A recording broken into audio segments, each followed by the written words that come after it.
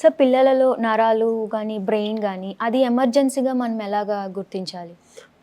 ఇందాక నేను చెప్పినట్టండి ఏ ఫిట్స్ అయినా సరే అది ఎంతసేపు వచ్చినా సరే, ఫర్ ఎగ్జాంపుల్ కొంతమంది పేరెంట్స్ వస్తుంటారు, సార్ నిన్న ఒక 5 నిమిషాలు ఫిట్స్ వచ్చాయంటారు, అయినా ఇంట్లో ఉంచేస్తారు. సో అలా ఎప్పుడు చేయకూడదండి. 1 నిమిషం వచ్చినా 30 సెకండ్లు వచ్చినా ఏ ఫిట్స్ అయినా సరే అది emergency. So first most important పిల్లల్లో చూసేది ఫిట్స్. అలా కాకుండా ఇంకేదైనా అసలు అబ్నార్మాలిటీ అంటే ఏంటి ఏదో చాలా ఇంటెలిజెన్స్ ఎవరంటే మదర్స్ అండి. మదర్స్ నెలల పిల్లల్లో చాలా స్పెసిఫిక్గా ఉంటారు. వీడు రోజు ఉన్నట్టు లేడు లేదా రోజు ఉన్నట్టు లేడు అని ఫస్ట్ గమనించేది మదర్సే. కామన్గా నెలల పిల్లల్లో కానీ లేదా పిల్లల్లో కానీ ఎప్పుడు మనం నరాలకు సంబంధించిన అబ్నార్మాలిటీ గుర్తుపట్టేది ఎలాగా అంటే, ఒకటి యాక్టివిటీ, అంటే రోజు ఆడుకునేవాడు ఇవాళ ఎక్కువ మగతగా ఉంటున్నాడు, మగతగా ఉంటే ఎక్కువ పడుకుంటున్నాడు, లేదా రోజు ఫుడ్ ఈ టైంకి తినేవాడు ఆ టైంకి కూడా ఎక్కువ పడుకుని పోతున్నాడు, అసలు ఫుడ్ మీద వాటర్ మీద ఇంట్రెస్ట్ లేకుండా.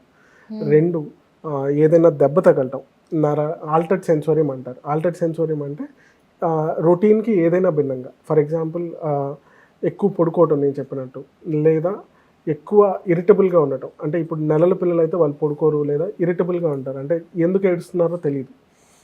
క్రయింగ్, వాళ్ళు ఎవరు అన్కన్సోలబుల్ ఆర్ ఇన్కన్సోలబుల్ క్రై అంటారు. సో ఆ క్రయింగ్ కంటిన్యూస్గా ఎవరు కన్సోల్ చేయలేరు, ఫీడింగ్ ఇచ్చినా కూడా ఆగరు.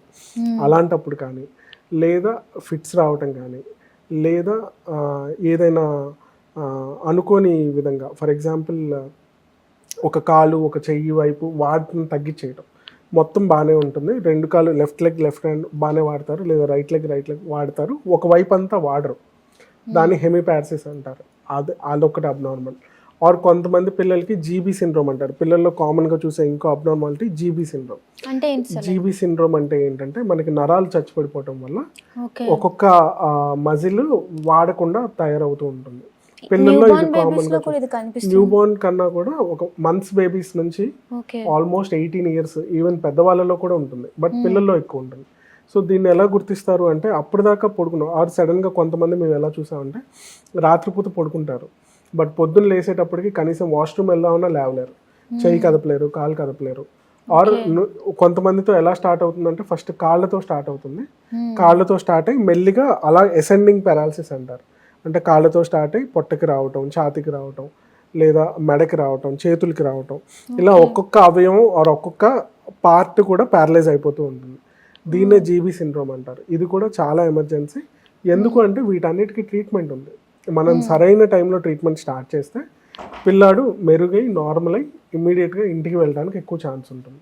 సో ఇది కూడా ఒక ఫార్మ్ ఆఫ్ పిల్లల్లో ఎమర్జెన్సీ. సార్ అలాగే పిల్లలు పడిపోతూ ఉంటారు, దెబ్బలు తగులుతాయి, కొన్ని పేరెంట్స్ మటు ఆ లైట్ తీసుకుంటారు, ఇప్పుడు పర్వాలేదులే దెబ్బ అని కొన్ని మెడిసిన్స్ వాడతారు జనరల్గా, బట్ అది ఎమర్జెన్సీ అని మనం ఎలా గుర్తించాలి? దానివల్ల కొన్ని ప్రాబ్లమ్స్ వస్తాయి కదా ఫ్యూచర్లో. సో ఏదైనా పిల్లల్లో ఫస్ట్ హై వెలాసిటీ ఇంజురీస్ అంటారండి. హై వెలాసిటీ ఇంజురీస్ అంటే, ఫర్ ఎగ్జాంపుల్ ఏదైనా బైక్ మీద నుంచి వెళ్తున్నారు, ఆర్ ఏదైనా కార్ యాక్సిడెంట్ అయింది, ఆర్ ఏదైనా వీడు నడుచుకుంటూ వెళ్తుంటే ఎవరైనా బైక్తో వచ్చి గుద్దేశారు, సైకిల్తో వచ్చి గుద్దేశారు, ఆర్ వీళ్ళు నార్మల్గా ఉన్న ఏదైనా accidents, any accidents, high velocity injuries, లేదా పైనుంచి పడిపోయారు, ఫస్ట్ ఫ్లోర్ నుంచి పడ్డారు, సెకండ్ ఫ్లోర్ నుంచి పడ్డారు, ఇవన్నీ కూడా high velocity injuries. So any high velocity injury in children is significant. అంటే ఇప్పుడు నేను చెప్పినవి ఏవైనా సరే, యాక్సిడెంట్స్ కానీ, పడిపోవటం కానీ, ఆర్ బిల్డింగ్ మీద నుంచి పడటం, ఇవన్నీ కూడా ఎమర్జెన్సీసే. సో వెంటనే హాస్పిటల్కి రావాల్సి ఉంటుంది. అలాంటి టైంలో నెగ్లెక్ట్ చేస్తే ఏమవుతుంది? నెగ్లెక్ట్ చేస్తే అండి, ఒకటి ఈ ఇంజురీ వల్ల మనకి ఎక్కడ ఇంపాక్ట్ ఏంటి అంటే, తలకి తగిలిందా, కాళ్ళకి తగిలిందా, వీటన్నిటి వల్ల డిఫరెంట్ ఇంజురీస్ జరుగుతాయి. సో ఇప్పుడు తలకి తగిలింది, తలలో తగిలినప్పుడు మనకి బ్లీడింగ్ అవటం, తలలో బ్లీడింగ్ అవటం, లేదా తల బోన్ ఫ్రాక్చర్ అవటం, లేదా మామూలు ఎముకలు ఫ్రాక్చర్ అవటం, లేదా బ్లంట్ ఇంజురీస్ అంటారు పొట్టకి. సో అలాంటప్పుడు ఏంటంటే సడన్గా లోపల బ్లీడింగ్ అయిపోతూ ఉంటుంది, మనకు అది తెలియదు. సో ఈ డ్యామేజెస్ జరిగి సడన్గా మన చేతులు దాటిపోయిన తర్వాత హాస్పిటల్కి వస్తుంటారు.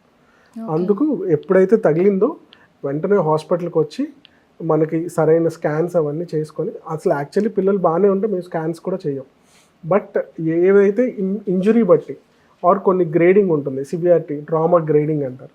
సో ఆ గ్రేడింగ్ బట్టి మాత్రమే స్కాన్ చేయాలా, స్కాన్ అక్కర్లేదా, ఇవన్నీ క్లినికల్గా చూసి ఎమర్జెన్సీ రూమ్లో డిసైడ్ చేస్తాం. అందుకు అసలు ఎప్పుడైతే దెబ్బ తగులుతుందో, అదే ఫర్ ఎగ్జాంపుల్ నార్మల్గా నడుస్తున్నాడు, ఆర్ నార్మల్గా ఏదైనా చిన్న స్టూల్ నుంచి పడ్డాడు, అవును. ఇవన్నీ అప్పుడు కూడా పర్వాలేదు. యాంటీబయాటిక్స్ తో అయిపోతుంది. యాంటీబయాటిక్స్ అక్కర్లేదు, పెయిన్ కిల్లర్స్ చాలు. Pain killers. పెయిన్ కిల్లర్స్ చాలు, కొంచెం వాపు తగ్గడానికి ఏదో మెడిసిన్ ఇస్తాము, అది తగ్గిపోతుంది.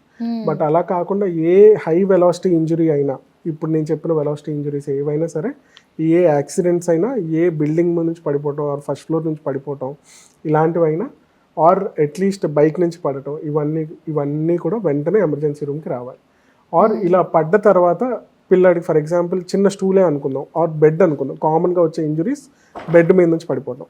సో బెడ్ మీద నుంచి పడ్డ తర్వాత ఆర్ ఏదైనా హైట్ నుంచి పడ్డ తర్వాత ఫర్ ఎగ్జాంపుల్ ఫిట్స్ వచ్చాయి, వెంటనే రావాలి. తలనొప్పి, పిల్లాడికి ఏమైనా తలనొప్పి కొంతమంది పెద్ద పిల్లలు ఫర్ ఎగ్జాంపుల్ 7 years 6 years వాళ్ళు తలనొప్పి చెప్తారు. సో తలనొప్పి ఏమైనా ఉందా, ఎనీ వాంతులు, ఒక్క వామిటింగ్ అయినా సరే వెంటనే హాస్పిటల్కి రావాలి, అది ఎంత హైట్ అయినా సరే. ఓకే. సో పిల్లాడు పడ్డ తర్వాత వాంతులు అయ్యాయి, వాంతులు అయితే వెంటనే హాస్పిటల్కి రావాలి.